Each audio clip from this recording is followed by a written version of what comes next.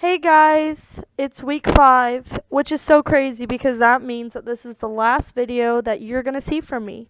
So, for this video, I decided to talk about something that's a little more personal to me, and it has to deal with depression. So, the first part of depression that I want to talk about, that the book actually talks about, is how stressful events can precede depression.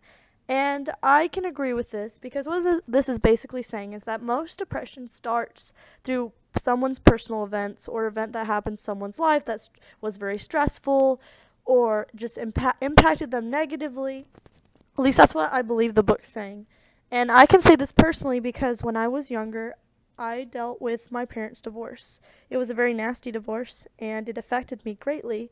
But I was very young, so that I didn't really deal with Great Depression during that time. I would just always be sleepy, or I would lack motivation to do certain things because I was too stressed or worried about what was going on in my parents' lives, or how it affected me.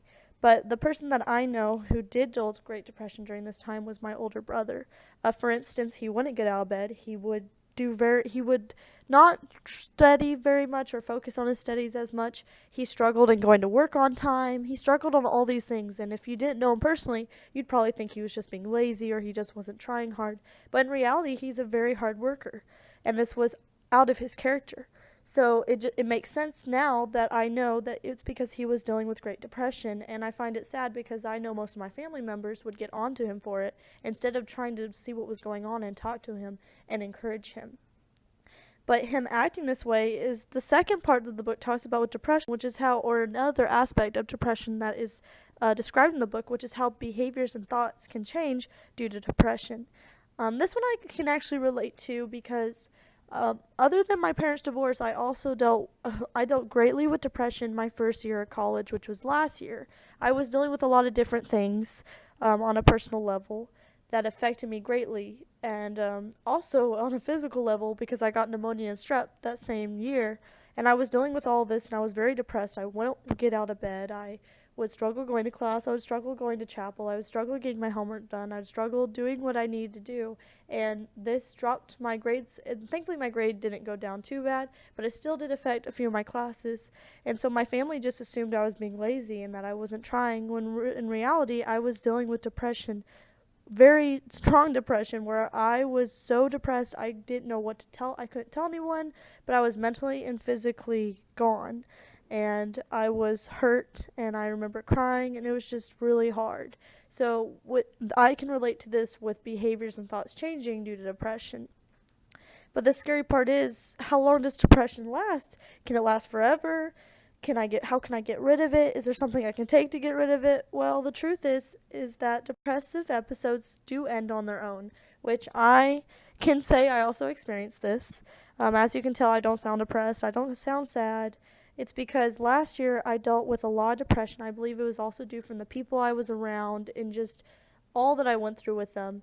And this year, or this first part of the semester, I have found better friends to be around. I'm stronger with my family. I'm doing better in my grades. I'm focusing more in school. I'm more motivated to do things. I do still like to sleep a lot, but I feel like that's just me as a college student. But I can agree that depressive episodes can end on their own. Excuse me. But yes, you can go and see someone to help you. You can visit a therapist. You can try to get recovery that way.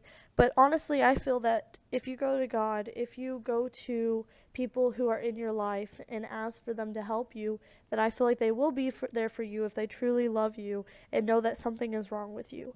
I feel my family should have done that more, but towards the end, when they started noticing that this just wasn't who I was, they started they started encouraging me and telling me that they loved me, that they were here for me, and so did my true friends. So through it all, I found out who my true friends were, as well as bonded more with my family. Now, the last thing I'm going to talk about in this video, which is the most important of all, is how this relates to my worldview of Christianity. So when I was reading the Bible, I didn't particularly look up depression in the Bible, but more about how God can handle it. Because you know how I just stated how depression can end on its own? I really feel like this deals greatly with how God helps us through it, at least personally for me. So, for instance, Isaiah 41:10 states, "Fear not, for I am with you. Be not dismayed, for I am your God. I will strengthen you. I will help you. I will uphold you with my righteous right hand." What I feel this means is that no matter what we go through, God will be there for us, and He will strengthen us, and He will help us if we go to Him. God is here for us, and He has everything in His hands. He is all powerful and has us in His hands. And I definitely can relate to this because I know that I could not have gotten out of that depression if it wasn't for God and Him helping me get through it, which is what I believe this worldview relates to with the depression, is how the only way we can truly get out of depression. The book didn't mention this. I don't think any non-Christian would mention this, but I feel the only way we can get out of depression is through Christ and Him taking and putting our life into His hands and trusting Him, and He will help us get through it. I hope you enjoyed this video. I have enjoyed watching all of y'all's videos throughout the weeks, and I just hope you all have a wonderful rest this summer. Goodbye.